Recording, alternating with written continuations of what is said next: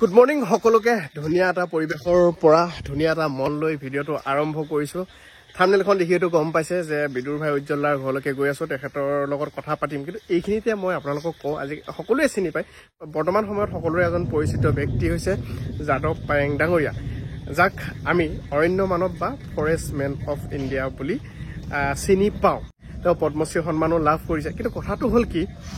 সেই ব্যক্তিজনক অসমে চিনি পোৱাৰ আগত বা ভাৰতবৰ্ষই চিনি পোৱাৰ আগত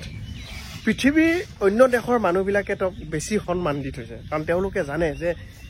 এজোপা এজোপা গছৰ মূল্য কিমান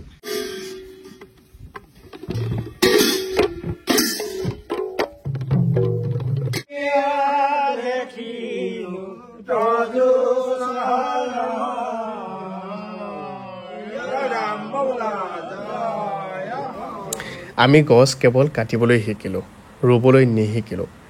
গোলাঘাট জিলাৰ সৰুপথাৰ চহৰত সেইদিনা এই বিশেষ অনুষ্ঠানত উপস্থিত থাকি মোৰ খুব ভাল লাগিল আৰু যাদৱ পায়েং ডাঙৰীয়াক এনেকৈ আদৰণি জনোৱাৰ বাবে আৰু আনন্দিত হ'লোঁ আৰু ইমান ধুনীয়া এটা অনুষ্ঠানৰ আয়োজন কৰি তেওঁক এই বিশেষ সন্মান দিয়াৰ বাবে মই বিশেষভাৱে ধন্যবাদ জনাইছোঁ সৰুপথাৰৰে এজন বিশিষ্ট সমাজকৰ্মী জীৱন চুতীয়া ককাইদেউ তেওঁৱে ইমান ধুনীয়া অনুষ্ঠানটোৰ আয়োজন কৰিছিলে সৰুপথাৰ অঞ্চলত অকল সৰুপথাৰতেই নহয় এনেকুৱা অনুষ্ঠান অসমৰ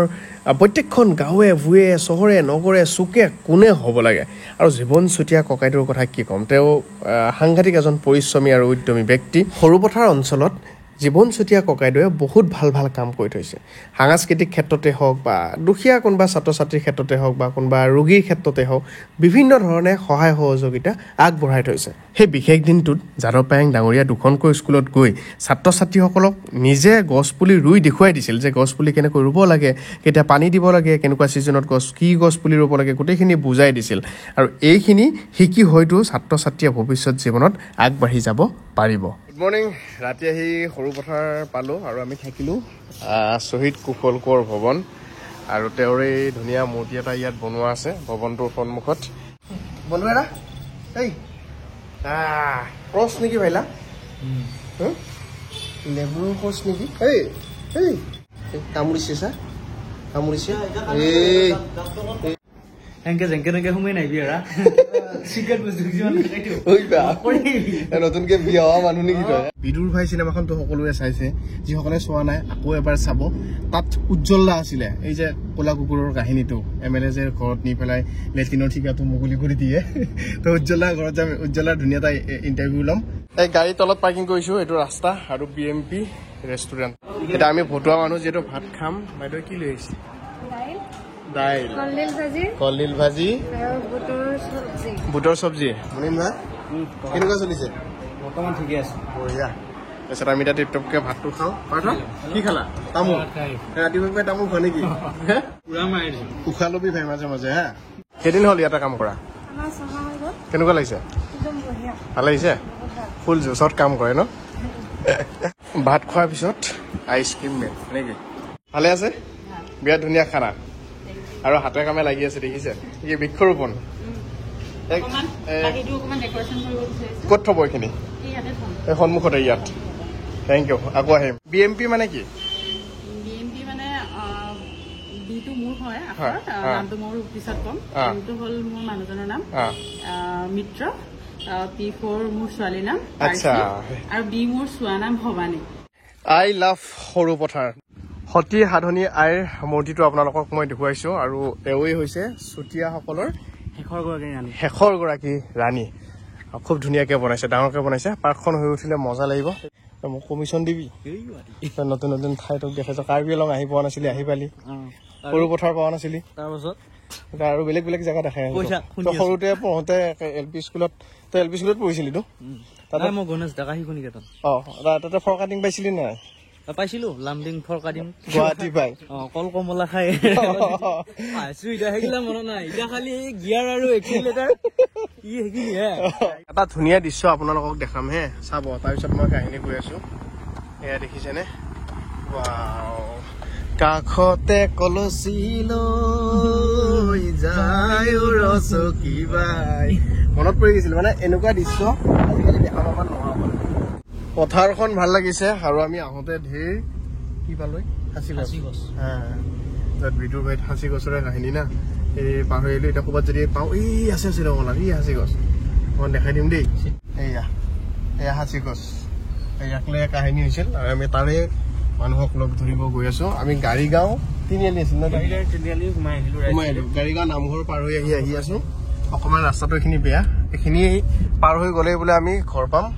উজ্জ্বলাৰ মানে উজ্জ্বলা তাত আছে আৰু এইবিলাক চব ঘৰৰ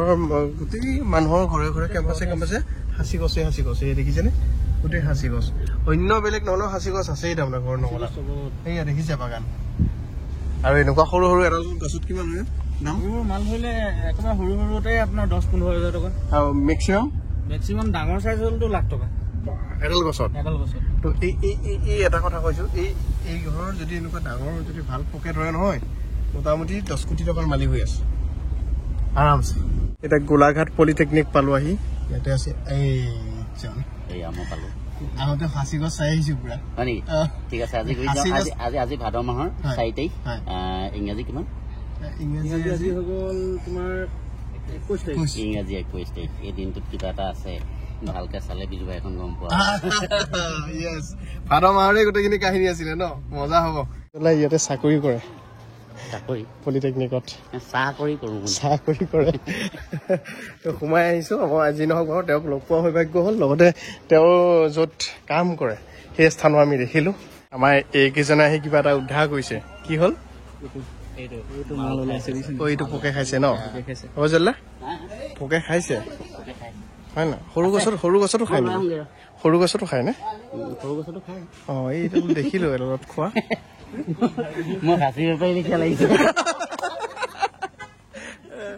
এইটো ইয়াত ধৰিছে পোকে এইটো ভিতৰলৈ পোকটো সোমাই গৈছে পইচা পোৱা হ'লেই এইডালত পোক ধৰা মানে পইচা কেনেকুৱা পইচা তোমালোকেতো আৰু ইউটিউবত নোচোৱাই আৰু ইয়াত চালাই আৰু হয় নাই মাজা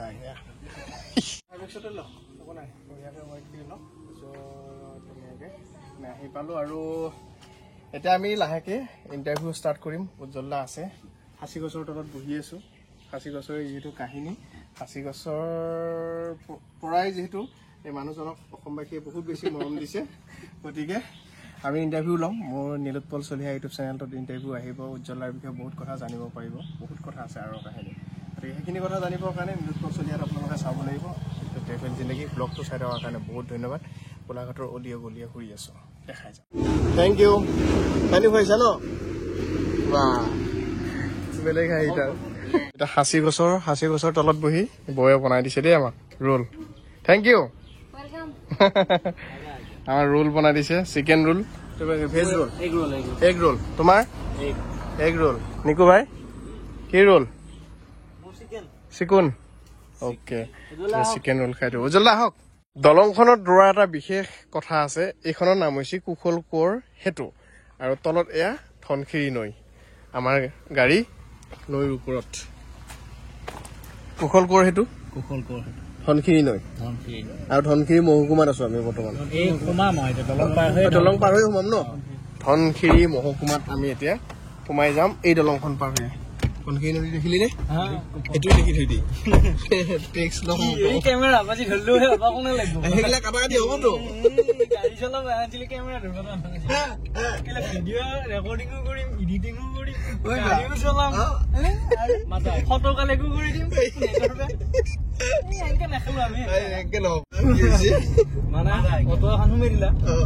আহি মাৰি দিলা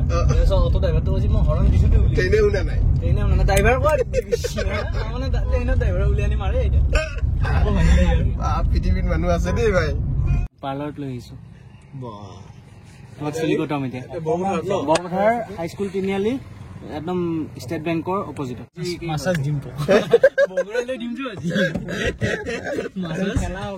আজি খেলা হবে ক'ত যাবি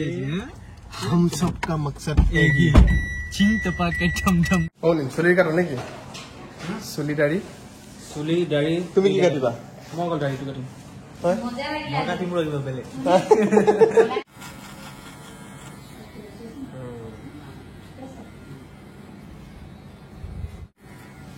কাৰোবাৰ হ'ব পথৰৰ আলি চাফা কৰা দিলে আঠটকা ধনী বোলে মোৰো নাই মালা গতিকে তই ধুনীয়া টকা বেছি হ'ব হৈছে নেকি সেইকাৰণে চলি যাই আছে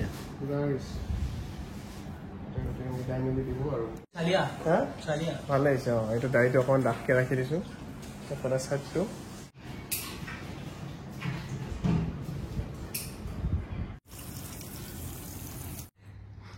বাবা ইমানে ছোৱালী আছে এতিয়া কোনটো পচন্দ কৰিম মই চাওঁচোন নাক চাব লাগিব কিবা চাব লাগিব এই ভয়ে লাগিব ৰাতি এনেকৈ আছে দেখোন চাওঁ লাৰি একবাৰ ঠিক আছে হয়নে ঠিক আছে চুলি কাটন দেখিছা নাই বিয়াত চুলি এইবিলাক কিয় প্ৰেক্টিচৰ কাৰণে থোৱা তাৰমানে মেইন কথা হ'ল এনেকুৱা জানেই অলপ মৰম লাৰি যাব নোৱাৰে বোলে বেছিকে ইয় কাট দিবা দিছো ইয় কাট দিবি ঘৰত যাই পোৱাৰ পিছত কইনেৰে ইয় দেখি দিবি বিয় হৈ যাব তোৰ ৰ'বা খদুৱা নাই নেকি ভাই হে খদুৱা নাই নেকি গাখীৰ দিয়া নে নিদিয়া গাখীৰ দিয়ে দেখোন কি এৰা বাপ বেলেগ ভাজ দিছে এৰা ৰাতি হৈছে না এতিয়া বেলেগ ভাবো দে মানুহে নাভাবিব অ এইফালে SGFC লৈ আছে 12 আগত নাই আকৌ ভাবো আকৌ ওলালা নেকি ৰাতি এইগিলা দি পেলাই গাড়ী চলাই পেলাই বাকী বেংক ভালে খালি ফেডাৰেল বেংক ভাল নহয়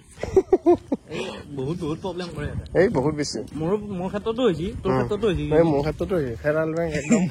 ফুটোৱা বুলিয়ে ক'ব লাগিব এতিয়া জিঅ'লো কম ৰাতি 10টা বজাৰ পিছত আমি জিঅ'লো কওঁ আমি সেনেই আছো তই বেছি জোৰত ৰাতি ক্ষেত্ৰত বেলেগ ভাবি লৈ তই শুন তই বেছি জোৰত খোজ নাকাবি পাৰ 20 কিলোমিটাৰ পাৰ আৱাৰ হা বেছি জোৰত নাচবি আমি এতিয়া যাই আছো ৰাইজ গুড নাইট আমি এতিয়া সৰু পথাৰ টাউনত এনেকৈ খোজকাঢ়ি আছো ৰাতি ভাতটো খোৱাৰ পিছত অলপ খোজকাঢ়ি ভাল লাগে মনটো সেয়া কথা আৰু বেলেগ একো নাই